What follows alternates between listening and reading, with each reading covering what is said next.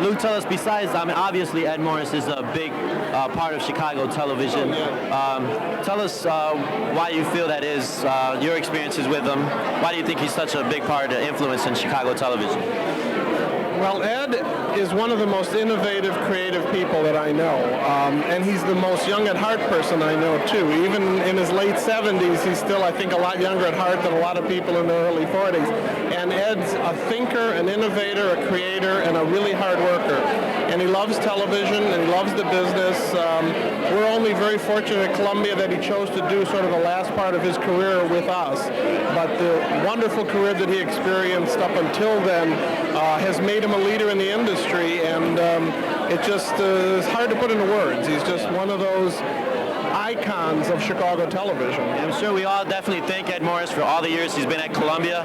Tell us more specifically about his contribution to Columbia and how Columbia has changed because of him, or how it grew for the better. Well, Ed always had the idea that the curriculum should serve the students, and that the students should get as much of a intellectual training as well as hands-on equipment training. And I think for years our department probably had more to do with equipment operations prior to Ed Morris. And Ed Morris really broadened the scope and the horizon with his forward thinking. And there's no question that that has put us on the map, because television is a lot more than just equipment. And the equipment's an integral part, but it's only a small part. So I think his imprint will always be on the curriculum and on the programs that he started there. Okay. Luke, really quickly, could you tell us maybe the best moment you have, or the best memory you have of Ed Morris? Oh boy, that's a rough one. There's so many. I guess, Ed is Ed. I mean, there is no pretense, there is no artificial Ed. Ed says what he thinks, and that's good. And oftentimes he would call for me from his office and just yell, "Palermo, get in this office right now!" Students not knowing that this is the way we kid around, were flabbergasted. And I'd walk out of the office and they'd all be sitting there looking like, "Oh my God, he's yelling at a faculty member like that," not knowing the real Ed Morris. I always called Ed Lou Grant, because that's what Ed is like. The rough exterior, but the soft, wonderful person underneath. Great. Thanks a lot for the interview, Lou. Appreciate it. Katie, so I guess you're going to receive the award today then? Is that it? Yep, that's correct. And how was it that you went about getting the award and signing up and all that? I got an application from the TV department, and I submitted pieces of my work and my other... Tell us really quick, why do you think you got the award? Why do you think you got the scholarship? What singled you out from the rest, do you think? I assume that it's probably because I demonstrated my work as my work, and I try very hard to get very good grades. I currently have a 3.8 GPA, working for 4.0 every semester. And what's your major? My major is television, and my concentration is post-production and editing. Okay. Cool. Thanks a lot, Melissa. Appreciate it. And now we're here with the president of Columbia College, John Duff. Thank you for joining us, John, Mr. Duff. Tell us, Ed Morris, the tribute to Ed Morris. Besides the obvious, he's one of the greatest. How do you say it? Contributes a lot, a great part to Chicago television. Tell us in what way he does that. Why do you think he's such a big part of Chicago television? Well, because he was so innovative over the years in the programming he did and the ideas that he came up with. As you'll see in the program tonight, he's responsible for some major developments in television. And he has been a first-rate chairman of the television department at Columbia College.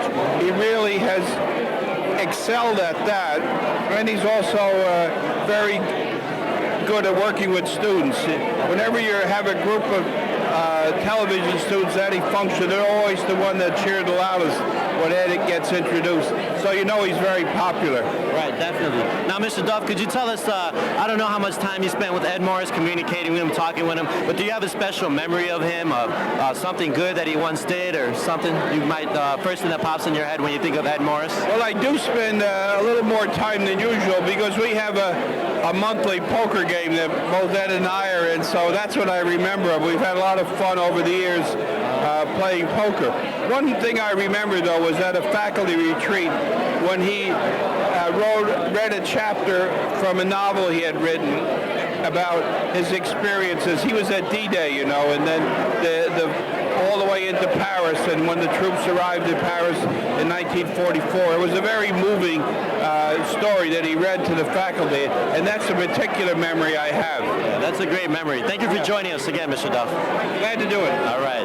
Now, Ron, how do you know Ed Morris? Well, I've known Ed for quite a few years. As a matter of fact, when he first, I knew him when he was over at Channel 44 as Vice President General Manager over there. And I used to do the Easter Seal Telethon in Chicago, and we did the show at his station. Right. So I had many occasions to talk to him at that time. Great. Then he got the job at Columbia, and I called him up to congratulate him, and he says, "How would you like to teach a course here?" And I said, "Fine." That was back in 1984, and I've been here ever since. Wow. Now tell us, it's obvious Ed Morris is a great contribution to Chicago television. He spent many years here, working here. Tell us why you think, in what way he is a huge contribution to Chicago television. Well, Ed is, as you all know, he's a dynamo and a dynamite personality. He's done a tremendous amount of effort for the children, the young people of the city. And with the scholarship fund that he's promoted, it certainly is, a step in the right direction. There's no question about that. Now tell us really quickly, first memory that pops in your head about Ed Morris, greatest thing, I don't know, first thing that pops in your head, a good memory you have of him. Well, as I say, it goes way back to when he was general manager at Channel 44, and one thing about Ed, he'll give you anything you want, but boy, you got to work for it. And when you state your case properly and he becomes a believer in you, he'll give it to you. It kind of follows the rules of life, huh? No question about it. Great. Thank you, Mr. Lott. Mr. Gunther. Thank you. Okay, so tell us, Marissa, it's obvious that Ed Morris is a big contribution to Chicago television. He's contributed a lot of things. Tell us why you think, or in what way he is that. Yeah, I've got to tell you, I came here tonight just for Ed because he's always been wonderful to me. Since I was a student at Columbia College, he's always supported me, and he's always been there for me. Every career move I made, he was there. He helped me. He gave me the confidence that I needed to do well. And he's always been there for a lot of people. I know that, and especially for me. And I love Ed very much. He's wonderful, and he's made wonderful contributions to Chicago television. Tell us really quickly your best memory of Ed, your best experience with him. First thing that pops in your head. Okay, well, there were many, but I'll never forget when I was a student at Columbia College, and I had won an award, and he wanted to meet me. He wanted to know who Marissa Quillis was, and they called me into his office, and I was terrified because Ed is, he comes across very seriously, but he was the most sweetest, wonderful man, and ever since then, we've had a wonderful relationship. They say he has a hard outer part of him, but he has a really soft and kind heart. Yes, he does. He really does. He's been there for me, and thank you, Ed, for everything. Now tell us, what do you think, Ed, in what way he's contributed to Chicago television? Well, as it happens, Ed Morris was one of my first bosses at Channel 44 many years ago, and I think one of the things that most people don't know about him is how he has contributed to hiring many women in the craft unions. He hired the first woman director at Channel 11, and he hired me as an engineer back in 1974 at WSNIS. So tell us how is it working for Ed? Is it a good experience, or does he get mad when you gave the work late, or? I killed those brain cells. I'm a very old lady, but he was a very good boss, very kind, very supportive, and we are governors on the academy together, and he's got quite a commitment to Chicago television. Now tell us, what's the best memory you have of Ed, the best experience you've ever? When I won Miami in 1991, Ed was the first person to call me and congratulate me. Wow. Great. Good memories, guys. Thanks you very much. Appreciate it. Mr. Morris, it's obvious that you've been a big contributor to Chicago television in all your years in the business. What can you say that was your thrive in all your years that you've been in television and everywhere you've worked at? Well, it's believing in people that really counts, and I try to do that. And I've always believed that people were more important than anything, and so that's what drives me, and it's working with the students that keeps me going. And what was it that made you kind of go towards curriculum, towards academics when you went to Columbia in '84? What was it that drove you to that?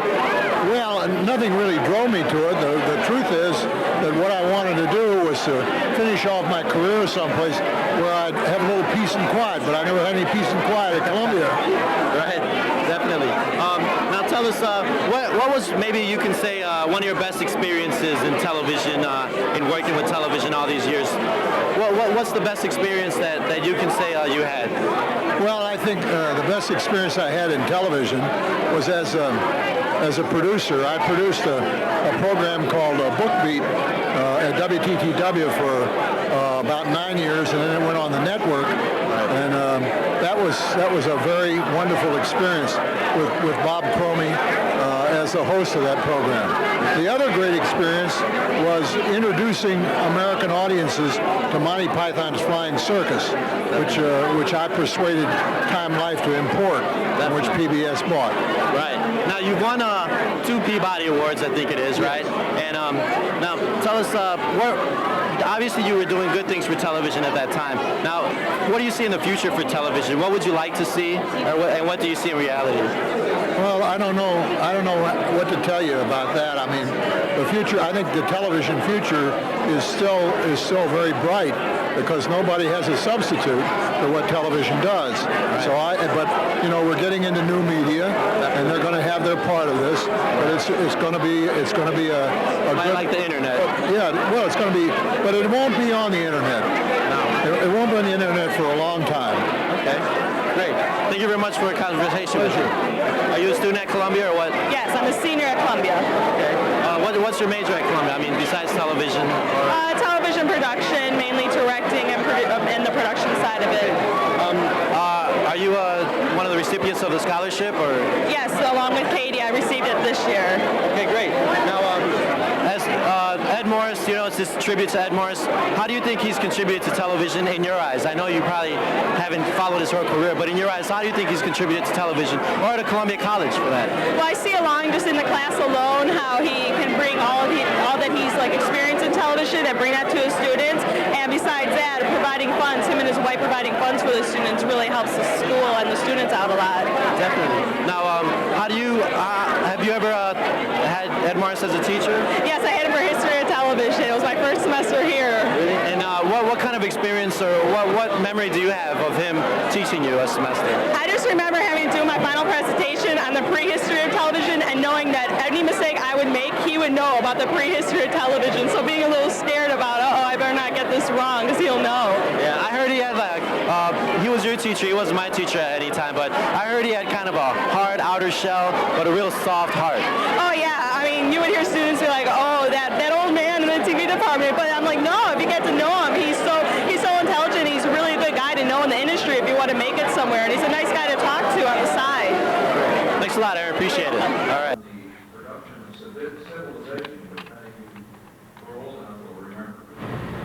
And also he called Search for the Nile, which won another Peabody for him. He then went to Time Life in New York, and I should have said that's when he did the Civilization. After that, I called him in New York and suggested to him that he might want to be very brave and take on the management of Channel 44, which was a new UHF station in Chicago, with no audience.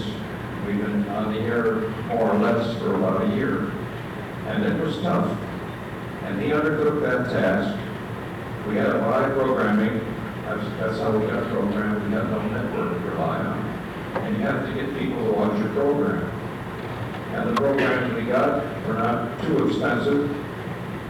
If they were, we couldn't have sold the advertising and begun to try to balance our books a little bit. We're losing money, but nevertheless, he learned the hard way how to watch a nickel, and we were very, very glad that Ed was running the ship. He did that for 11 years. Ed was always creative, and at some point, or he decided he really could do much better for himself and for the society in general by moving from 44 to Columbia, which he did in 1960 something, was it? 73, I think. 84.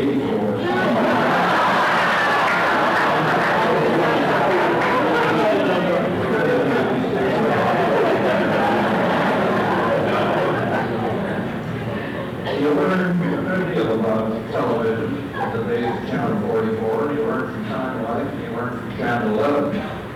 And he brought with it a very creative attitude. And with it, he was an outstanding leader in teaching broadcasting at Columbia. Columbia, in those days, was run by Mike Alexander, who had the notion that it was very, very important for a college to teach the mechanics of how you can handle a career. While other colleges were so busy deleting from their curriculum anything that might have a practical application to a graduate once he started to work. Mike Alexander and Columbia kept their eye on the ball, and the consequence was when Ed graduated his students, they got jobs. As a matter of fact, many good companies hired people by calling Ed, and he filled the slot before they'd even seen the candidate. Ed was a very, very good teacher and ran a very good program for many years at Columbia. And I'm very, very proud to have known him through this period and have the utmost admiration and genuine respect and liking for him. As I said, we played tennis in those days also once in a while. Neither of us do that now. I'd like to say a word also about Columbia. I first knew about Columbia not too long after I moved down from Twin Cities to Chicago. I moved down in 1948. My closest friend, Don Nathanson, became a volunteer teacher, faculty member, teaching advertising at Columbia. I suppose that must have been in the early 50s. He was a wonderful teacher and loved advertising, and I'm sure that he did a very, very good job. At that time, my recollection was that Columbia had fewer than 200 students. And of course, you all know today, it's considerably larger than that. It's had an unparalleled growth. I know something about institutions of higher learning. They all like to be. And I don't know them all intimately, but I have a rough idea of what the size of these institutions are. And I went to Yale. I think Yale is not much bigger than it was when I was in college, and that was a long time ago. But in any case, Columbia has grown and grown very well. And Mike Alexandrov deserves a lot of that credit for making Columbia what it is. And of course, he was very ably succeeded by John Duff. And I'm very, very happy to have had the opportunity of knowing John and Estelle. And Columbia is very, very lucky. And I understand you're about to retire now, John, and you'll have a new face to look at pretty soon. I don't know who it is. My wife's been on the search committee, but she won't share the knowledge. In any case, you'll know very shortly, I'm sure. In any case, it's with great admiration for both Ed Morris and Columbia College that I'm very, very glad to be here tonight and congratulate you, Ed. And the scholarship that you and Marsha have set up is always run by very deserving students, and there are deserving and needy students, and it's wonderful that you do this. And we, of course, have made a contribution to that recently. Thank you very much.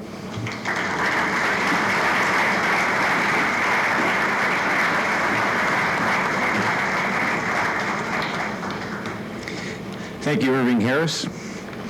I'm going to have to get to know that search committee for the president's job. Do you have to get up real early, or can you sleep in a little bit if you're the president of Columbia College? The legendary man who created Columbia College, the college that we know today, was the president of the school for 30 years, and when I was there, he was the top man, and I'm sure he'll agree that one of his proudest accomplishments was persuading Ed Morris to become the chairman of the television department. Please welcome Mike Alexandrov. Mike?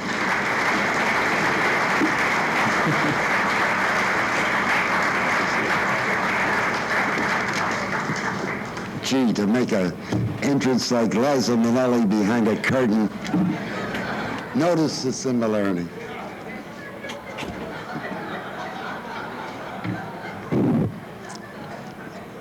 Ed Morris and I have been dear friends for 54 years. To mortal measure, that's a long time, which, if nothing else, invests my remarks with authenticity. Though I trust that the selection of the Chicago Historical Society as the site of this occasion is only coincidence and not editorial comment. It is enough that Ed and I have reached venerable age, which in the less sentimental culture of early Eskimos would have already put us on a cake of ice and shoved us out into the Arctic Sea.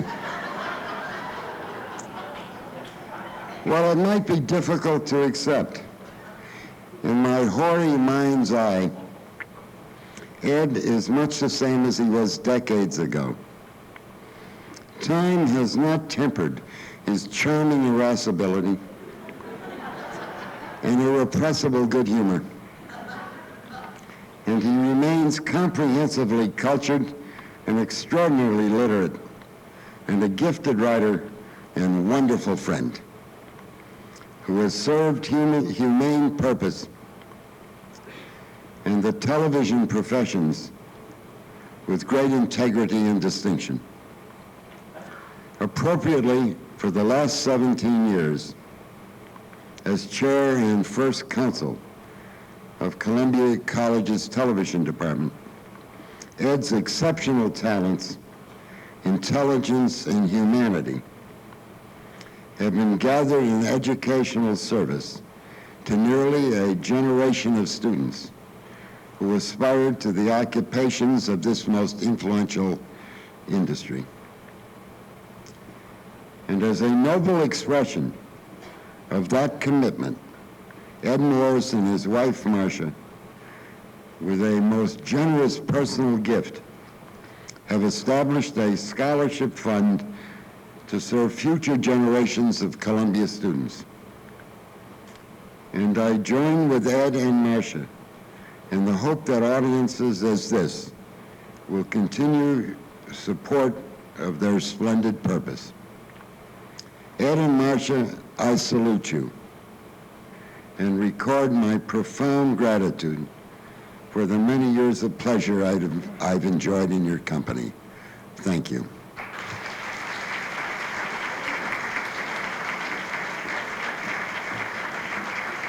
Thank you, Mike.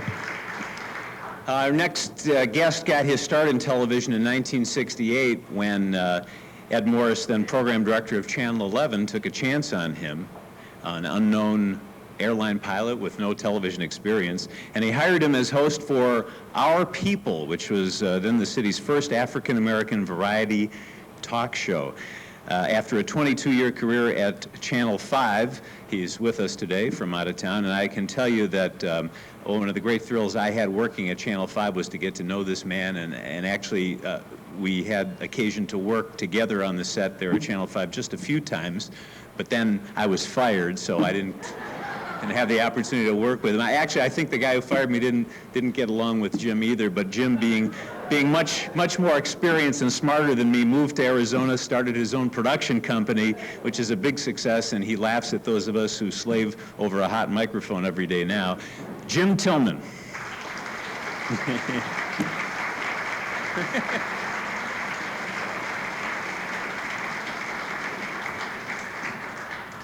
It's not often that you live to have a chance to say thanks to someone that you really want to say it to. So many times life and circumstances get in the way, and you put it off, and you put it off. And you try to figure out the appropriate way to say it, and you can't find the words, and even when you are with that person, you can't develop any way to articulately state what's on your heart. My story about Ed is very, very personal. We met in 1968, early in that year. At that time, I was pretty new to the aviation business and not making a lot of money at it because airline pilots at that time didn't make much money. They started making a lot more after I retired. But they didn't, and I needed to find some means of augmenting my income, so I did some work with the Chicago Board of Education, and I was working with an operation called Wing Spread. We needed a lot of help to get this thing off the ground, and we needed to talk with lots of different agencies and private institutions and public institutions around Chicagoland, and I was put on a committee with 2 other people to go to WTTW. I went there and I met this man called Ed Morris, and we sat in his office, and he seemed totally preoccupied with something else. Everything we asked him for, he just looked up long enough to say no and looked back down. There was one single thing we said. I almost wanted to say, is it daytime, to find out if he'd say yes. Well, anyway, we were leaving, feeling a little bit dejected and everything else. And Ed said, you know, I have to apologize to you. I've been preoccupied. Big surprise. But I have this thing I'm trying to do, and nobody's ever done it before, and I'm really at a point where that I don't know where to go. I'm trying to do a new program of, for, and by black people. And I don't have a host, and I don't have a format, and I'm really kind of lost. Now, I must tell you, I was the only person of color in that committee. And I felt like he was being, I don't know what, patronizing, I don't know what words to use, but I was a little bit put off by this. The guy said no to everything, and all of a sudden he comes off with this. So without thinking and without knowing Ed Morris, I turned to him and said, I'll tell you what, I'll be your host and I'll do your format. Now, those of you that know Ed know that was a fatal mistake. He immediately, without hesitation, stuck out his hand and said, you're on, buddy. I had never met Ed before. He'd never met me. I'm sure that he had no idea what my television experience had been. It was limited to, during my military career, having been interviewed on 4 occasions about the Huey helicopter, which at that time was new, and on one occasion being interviewed by, I believe, Harry Porterfield for some kind of a feature because I was an airline pilot and for some reason somebody thought I was different. That was the extent of my television experience until that moment.